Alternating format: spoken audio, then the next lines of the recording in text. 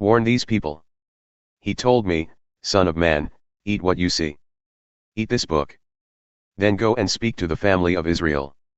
As I opened my mouth, he gave me the scroll to eat, saying, Son of man, eat this book that I am giving you. Make a full meal of it. So I ate it. It tasted so good, just like honey. Then he told me, Son of man, go to the family of Israel and speak my message. Look, I'm not sending you to a people who speak a hard-to-learn language with words you can hardly pronounce. If I had sent you to such people, their ears would have perked up and they would have listened immediately. But it won't work that way with the family of Israel. They won't listen to you because they won't listen to me. They are, as I said, a hard case, hardened in their sin. But I'll make you as hard in your way as they are in theirs. I'll make your face as hard as rock, harder than granite. Don't let them intimidate you.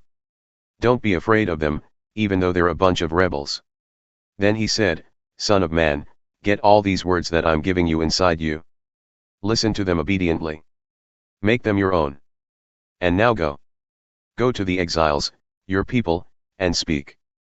Tell them, this is the message of God, the Master. Speak your peace, whether they listen or not. Then the Spirit picked me up.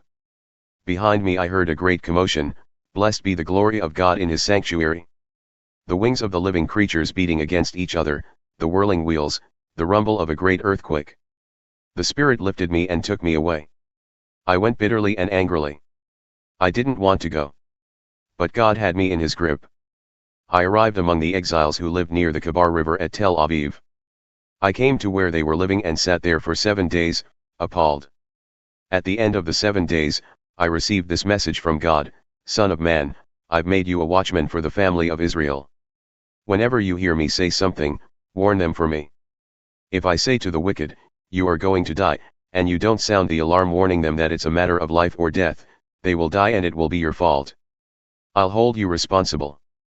But if you warn the wicked and they keep right on sinning anyway, they'll most certainly die for their sin, but you won't die. You'll have saved your life.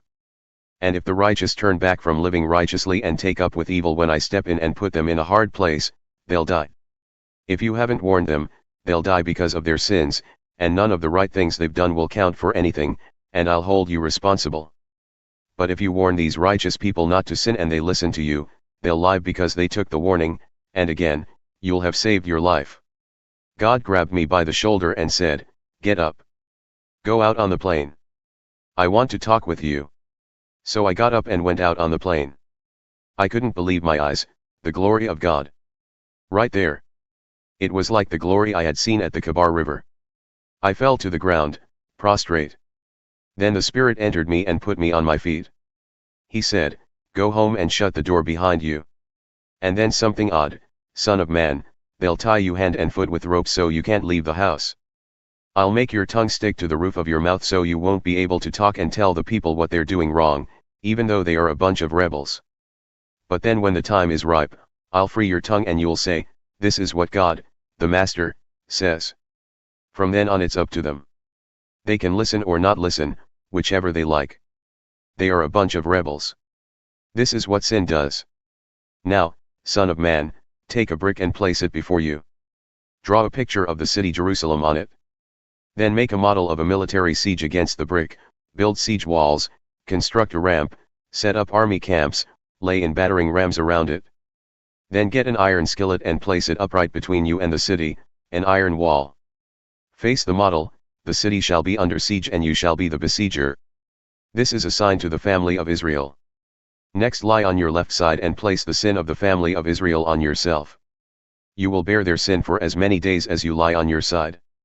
The number of days you bear their sin will match the number of years of their sin, namely, 390. For 390 days you will bear the sin of the family of Israel. Then, after you have done this, turn over and lie down on your right side and bear the sin of the family of Judah. Your assignment this time is to lie there for 40 days, a day for each year of their sin. Look straight at the siege of Jerusalem. Roll up your sleeve, shake your bare arm, and preach against her. I will tie you up with ropes, tie you so you can't move or turn over until you have finished the days of the siege. Next I want you to take wheat and barley, beans and lentils, dried millet and spelt, and mix them in a bowl to make a flat bread. This is your food ration for the 390 days you lie on your side. Measure out about half a pound for each day and eat it on schedule. Also measure out your daily ration of about a pint of water and drink it on schedule. Eat the bread as you would a muffin.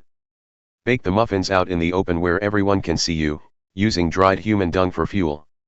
God said, "This is what the people of Israel are going to do. Among the pagan nations where I will drive them, they will eat foods that are strictly taboo to a holy people." I said, "God, my master. Never. I've never contaminated myself with food like that. Since my youth I've never eaten anything forbidden by law, nothing found dead or violated by wild animals. I've never taken a single bite of forbidden food." "All right," he said. "I'll let you bake your bread over cow dung instead of human dung."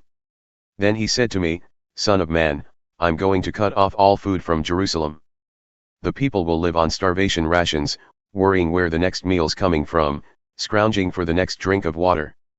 Famine conditions. People will look at one another, see nothing but skin and bones, and shake their heads. This is what sin does.